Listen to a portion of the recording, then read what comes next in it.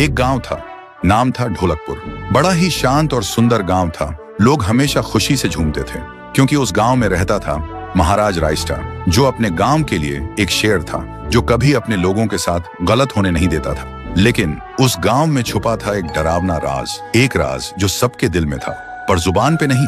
गांव के बीच एक सूखा हुआ पेड़ था जिसे लोग कहते थे श्रापित पेड़। ना कोई उसके पास जाता, ना कोई उससे आंख मिलाता। हर पूर्णिमा के अगले दिन उस पेड़ के नीचे एक लाश मिलती थी। लोग कहते रात में कोई आता है और लाश छोड़ जाता है, लेकिन कभी किसी ने कुछ देखा नहीं और देखता भी कैसे। जो देखता वो अगले दिन पेड़ के नीचे होता था। एक दिन रायस्टार ने ठान लिया, बस अब और नहीं, इस राज का अंत मैं ही करूंगा, क्योंकि ढोलकपुर का नाम मिट्टी में मिल रहा था।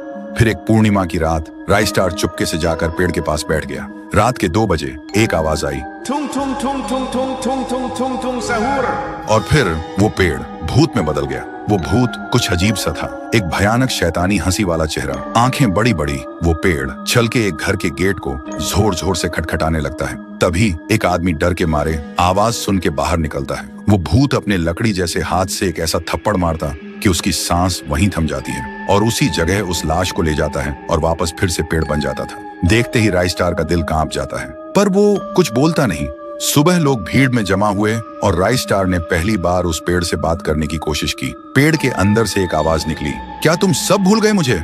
रायस्टार बोलता है, तू कौन है?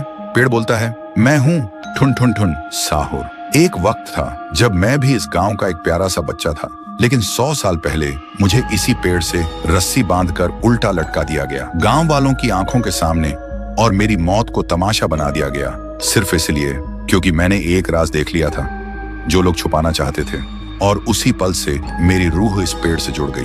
उस दिन से मैं इंसान नहीं, एक सज्जा बन गया और हर पूर्णिमा में एक राजदार को चुनता हूँ और फिर उसे उसकी खामोशी का हिसाब देता हूँ। रायस्टार बोलता है, लेकिन अब तो वो लोग मर चुके हैं ना जो तेरा कसूरवार थे। अब तू मासूम लोगों को क्यों मार रहा है? पेड़ कुछ देर चुप रहता है, फिर बोलता है, ठीक है, बस एक बार मुझे याद करो, एक दिया जला दो, फिर मैं कभी किसी को नहीं मारूंगा। फिर रात में सब लोग आते हैं, एक एक दिया जलाते हैं और तभी पेड़ अपने आप से आग पकड़ लेता है और आखिर में मुक्ति मिलती ठुन ठुन ठुन साहुर को।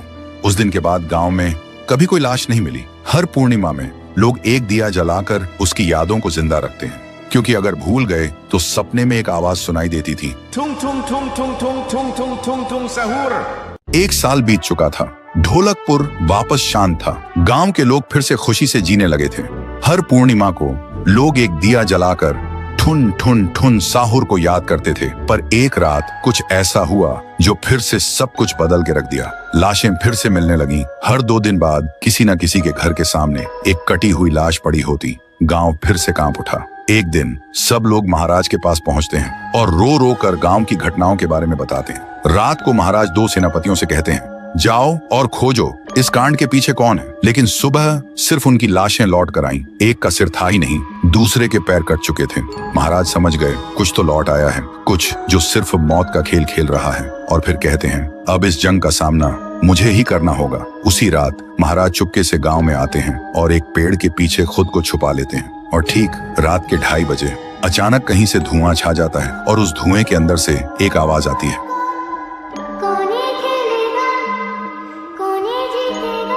और फिर धुएं के बीच से निकलती है एक गुड़िया, गोल आंखें, एक बेजान सी मुस्कान, लेकिन चेहरा मौत का पैगाम। वो गुड़िया एक घर के गेट तक जाती है और बच्चों जैसा एक गाना गाने लगती है। उसके गाने की आवाज सुनकर एक आदमी बाहर आता है और अगले ही पल वो गुड़िया उसका सिर चबा जाती है। वो आदमी तड़प तड़प के वहीं जमीन पर गिर जाता है। महाराज सब कुछ देखते हैं, उनकी आंखें भर जाती हैं। उन्हें समझ आ जाता है इसके सामने जाना मतलब खुद का अंत लिखना है। अगली सुबह गांव के लोग इकट्ठा होते हैं। महाराज कहते हैं, ये पिछले भूत से भी ज्यादा डरावनी है।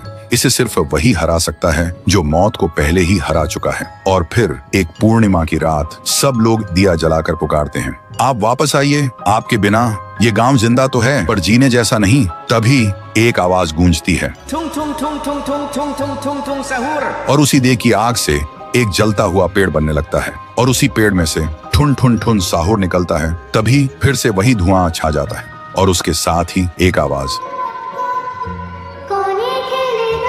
सब लोग घुटनों के बल गिर जाते हैं और कांपती आवाज में बोलते हैं, हमें बचाइए, वो आ गई है। ठुन ठुन ठुन साहुर एक जोरदार जंप करता है और सीधा उस धुएं में घुस जाता है और शुरू होती है एक आखिरी जंग ठुन ठुन ठुन साहुर और गुड़िया की। जमीन कांपने लगती है, आसमान से बिजली गिरती है और जब धुआं हटता है तो दिखाई देता है गुड़िया बिखर चुकी थी, हाथ अलग, सिर अलग, पैर अलग। और तब से गांव में फिर से एक नई सुबह हुई।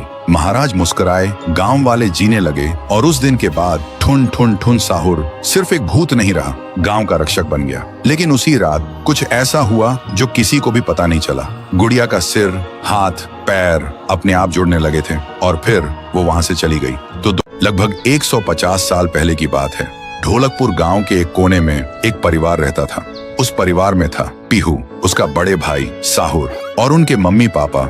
एक सुबह पीहू और साहुर घर के बाहर खेल रहे थे और अंदर उनकी मम्मी किचन में खाना बना रही थी। वो थोड़ी जल्दी में थी और तभी अचानक उनके कपड़ों में आग लग जाती है। वो चीख चीख के चिल्लाने लगती हैं। पीहू और साहुर मम्मी की चीख सुनकर भागकर अंदर आते हैं और जैसे ही मम्मी को जलते हुए देखते हैं वो चिल्लाते हैं, पापा जल्दी आओ, पापा। पापा भागकर आते हैं लेकिन मम्मी को बचाने के लिए जैसे ही हाथ बढ़ाते हैं उनके कपड़ों में भी आग पकड़ लेती है और कुछ ही सेकंड्स में दोनों जलकर राख हो गए। पीहू और साहुर सिर्फ देखते रह गए, जैसे पूरी दुनिया ही खत्म हो गई हो। अब पीहू घर में अकेली रहने लगी और साहुर हर दिन खेतों में काम करता, सिर्फ इसलिए ताकि उसकी बहन भूख से ना रहे।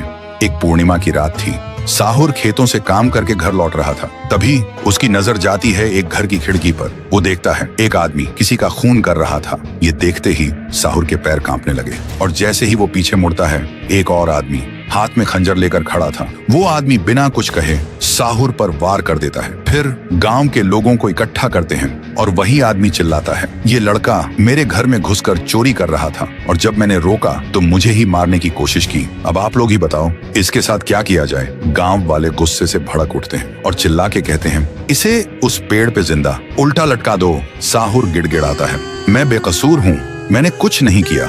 लेकिन गांव के किसी ने भी उसकी एक ना सुनी। उधर उसकी बहन रात भर उसका इंतजार करती रही और सुबह जब वो उसे ढूंढने निकली तो देखती है उसका भाई गांव के बीच वाले सूखे पेड़ से उल्टा लटका हुआ है। ये देखते ही पीहू टूट जाती है, जोर जोर से चीखने लगती है और उसकी चीख पूरे गांव में गूंज जाती है। फिर गांव वाले पीहू को भी चोर का बहन कहकर गांव से निकाल देते हैं और तब से साहुर की आत्मा उस पेड़ के अंदर समा गई थी और पीहू गांव के बाहर एक झोपड़ी में रहने लगी थी। रोज एक पेड़ के नीचे बैठकर भीख मांगती थी लेकिन कोई भी उसे कुछ भी खाने को नहीं देता था। वो बस भूखी पेट पेड़ के नीचे लेटी रहती थी। साहुर भी अपनी बहन का दर्द महसूस कर पाता था लेकिन वो कुछ नहीं कर सकता था। फिर एक दिन पीहू रास्ते में खाना मांग रही थी और तभी एक नशे में चली गाड़ी ने उसे कुचल दिया था। तब से पीहू एक भूखी आत्मा बन गई जो हर गांव में भटकती थी, सिर्फ एक ही बात कहकर, मुझे भूख लगी है। ये सब याद करते ही तुंग तुंग तुंग साहुर की आंखों से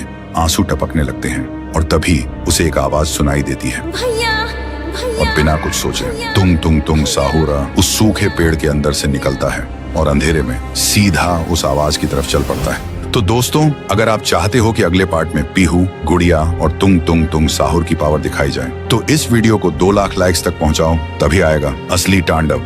एक लड़की थी, नाम था पीहू। ना माँ थी ना बाप। एक झोपड़ी में अकेली रहती थी। हर रोज सड़क किनारे बैठ जाती थी। फटे कपड़े, गंदे बाल और आंखों में भूख की जलती हुई आग। लोग आते जाते, कोई दान देता, कोई थूक के चला जाता। लेकिन पीहू कुछ अजीब थी। जिसने उसे खाना दिया उसके हाथों में फूल खिलते थे और जिसने उसे नजरअंदाज किया या हंस के निकला, कुछ ना कुछ उसका कट के ही रहता था। एक दिन शहर का सबसे बड़ा ठेकेदार तिवारी सेठ को जोर से सूसू लगी थी। वहीं जगह आके गाड़ी रोकता है। गाड़ी से उतरते हुए देखकर पीहू हाथ जोड़ के बोली, भूख लगी है अंकल, कुछ दे दो। तिवारी ने हंस के कहा, जा भाग यहाँ से भूतनी के, और बिना शर्म के उस मासूम लड़की के ऊपर ही सूसू कर दिया। पीहू चुप रही, कुछ बोली नहीं, बस अपनी आंखों से सेठ को देखा। अगले दिन ब्रेकिंग न्यूज थी। तिवारी सेठ की गाड़ी का ब्रेक फेल हुआ था और पेड़ से टकराई और सिर धड़ से अलग। लोग बोले कुदरत का न्याय है, लेकिन कुछ समझदार लोग धीरे से बोले, न्याय नहीं, ये उस भूखी बच्ची का श्राप है। और एक रात एक कॉलेज लड़का आया। पीहू ने हाथ फैलाया, भैया कुछ खिला दो, बहुत भूख लगी है। लड़का हंसा, तेरा पेट नहीं भरेगा कभी, चल हट। लड़का बोल के चला जाता है। उसी रात 2 बजे वो लड़का सो रहा था। उसे एक आवाज सुनाई दी, अब तुझे भूख लगेगी पर खाने को कुछ नहीं मिलेगा। कभी नहीं, अगली सुबह लड़का पागल हो चुका था। हर प्लेट से खाना गायब, जो भी खाना रखता था सब गायब हो जाता था। उसकी जिंदगी से भोजन नाम की चीज ही गायब हो गई थी। धीरे धीरे पीहू की कहानी फैल गई। जो उसे खिलाता है बच जाता है, जो हंसता है मिट जाता है। अब सड़क के कोने पे लोग लाइन लगा के खाना देने लगे डर के मारे।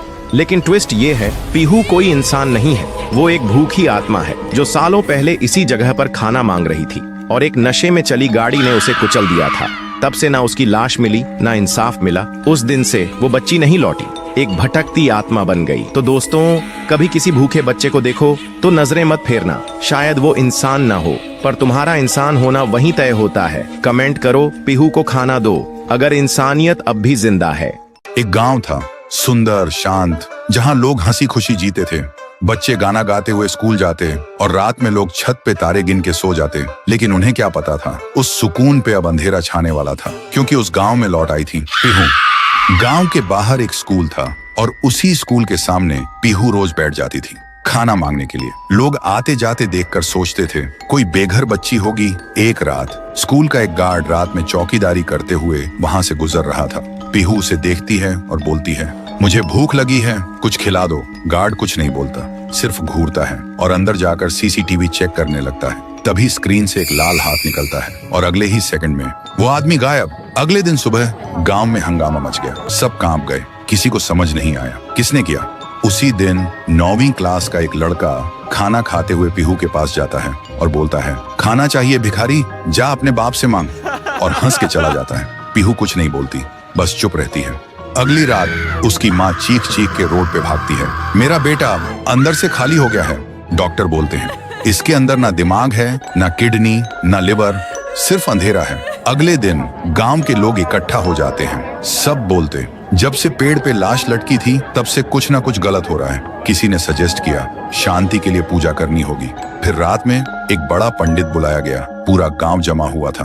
पूजा शुरू होता है, लेकिन जैसे ही पंडित ने पहला मंत्र बोला, जोर का धमाका हुआ। पंडित का शरीर फट के टुकड़ों में बिखर गया। चारों तरफ खून और मांस के लोथड़े उड़ गए। लोगों की चीख पुकार मच गई और उसी खून से एक दीवार पे लिखा हुआ था, मुझे पूजा नहीं खाना चाहिए था। तो दोस्तों, अगर आप अच्छे इंसान हो तो कमेंट करो, मैं पीहू को खाना दूंगा। और अगर डर लग रहा है तो सब्सक्राइब करो, क्योंकि कहानी अभी खत्म नहीं हुई। पीहू अभी भी भूखी है।